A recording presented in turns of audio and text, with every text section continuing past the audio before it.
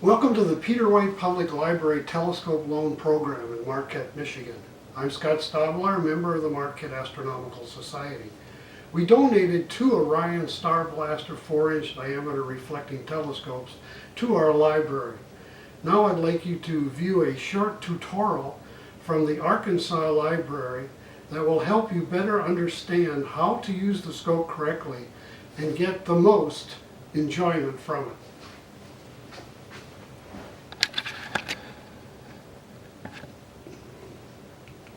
This is the telescope that the New Hampshire Astronomical Society chose for their program, and since it's worked so well for them, CALS and the Central Arkansas Astronomical Society decided to follow their lead and stick to what's proven to work. Now, optical telescopes come in 2 very basic designs, but in essence, they all do the same things. Harvest light from distant objects and then focus that light into an image. The most recognizable type of telescope is known as a refractor. The first telescopes ever built back in 1608 was a refractor, and they are nothing more than a long tube with glass lenses for collecting light at one end and then focusing that light into an image at the opposite end. The second type of optical telescope, like this library telescope, is known as a reflector. Reflectors were first built in 1668 by Sir Isaac Newton, and rather than glass lenses, Newton chose to use mirrors to collect starlight.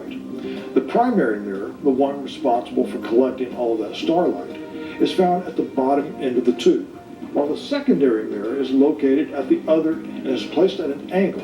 Its job is to reflect the image through an opening located on the side of the tube. This opening is where the eyepiece and then your eye would go. Okay, so this is the Orion Star Blaster 4.5-inch reflector telescope. It was selected out of all the other possible candidates because it's well made, it's lightweight, weighing about 17 pounds, so it's easily transported. It's sturdy, it's easy to use, and has fine optics. In short, it's an ideal scope for beginners, but don't let its small size fool you into thinking that it's a toy. It's not. It's a fine piece of optical equipment suitable for use by anyone of any age or level of experience. Before we go any further, though, I want to emphasize a few very important things. Never use the scope to look directly at the sun, as this could cause permanent eye damage or even blindness. And while the scope is robust, never drop it. It's always a good idea to carry the scope by placing one hand onto the handle while using your other hand to support the base. When transporting the telescope, please buckle it in just like you would a person. This way, if you make any sudden stops, the telescope won't collide with another part of your car or with you or any of your passengers. Never insert or drop anything into the optical tube. Do not attempt to clean any of the optics, and that includes the eyepieces and mirrors. If any of the optics appear to be dirty, then please notify your librarian. Do not touch the eyepieces or mirrors. And finally, do not attempt to remove the casing for the mirror at the base of the telescope.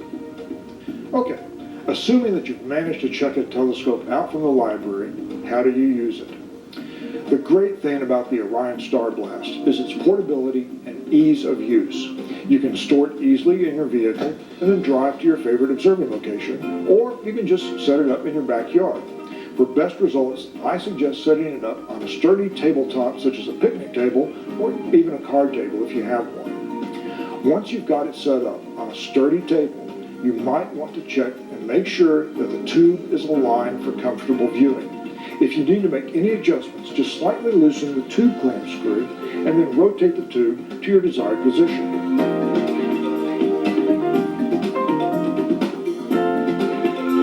Before you start to observe, it's a good idea to let the telescope mirror acclimate to the outside temperature. Let it sit outside with the tube cover removed for about 20 or 30 minutes. If you don't do this, then images in the scope will probably appear very blurry.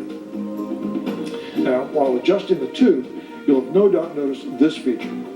This is the finder, and it helps you to aim and point the telescope at the object that you want to look at, provided that it's in alignment. Now remember, you want to avoid bumping it while transporting or carrying the scope. So all you need to do is turn it on here.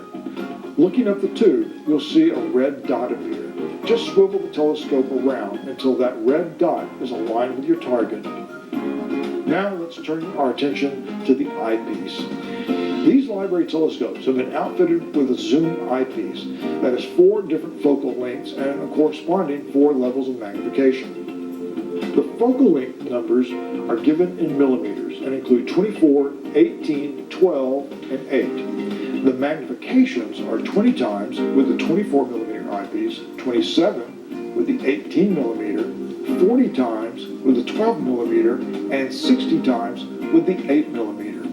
These offer you an array of choices that are best suited for this particular telescope. Now always begin your observations with the lowest magnification setting, and in this case, that's with the 24 millimeter eyepiece. The reason for this is that you'll be starting out with a wide field of view, thereby enabling you to find your target all the easier. Be aware that as you increase your magnification, you decrease the field of view, and objects, once located, will drift out of your field of view very quickly as the Earth rotates upon its axis. No matter which setting you use, you'll have to occasionally guide the scope by hand in order to compensate for this. Just gently nudge the tube in the desired direction. To change focal lengths and magnification settings, all you need to do is twist the eyepiece barrel so that you can align the setting you want with the white triangle. Now, each time you change the focal length and magnification, you'll also need to focus. And to do that, turn either of these knurled wheels until the image resolves itself clearly.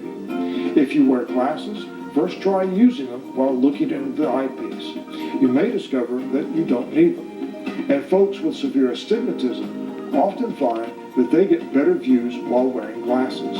And that's pretty much it as far as operating the telescope goes. Now, what can you expect to see? Well, the moon and its rugged landscape of craters and mountains will look spectacular. The best time to view it will be when the moon is only partially illuminated, as opposed to a full moon. The reason for this is that when a full moon surface is entirely lit, much of the lunar topography looks dull and flat. However, when the moon is only partially lit, the sun's light coming in at an oblique angle makes many of the craters and peaks stand out with almost a 3D kind of relief. Looking at the moon as it goes through all of its phases will be very rewarding. With this telescope, you'll also be able to see the bands of Jupiter's upper atmosphere, as well as the planet's 4 largest moons. Saturn's beautiful rings will be viewable as well, and it's a stunning sight.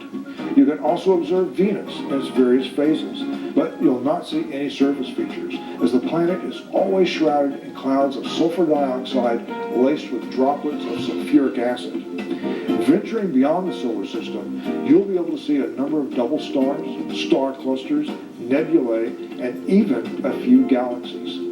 Keep in mind that you'll need to escape the light pollution of the city in order to see many of these deep sky objects. And for the really faint objects, you'll also need to observe on a moonless night. And don't expect to see bright colors like in the photos found in books and magazines. This isn't a fault of the scope, but that of the human eye not being able to gather in as much light as the way a camera can. To find out more.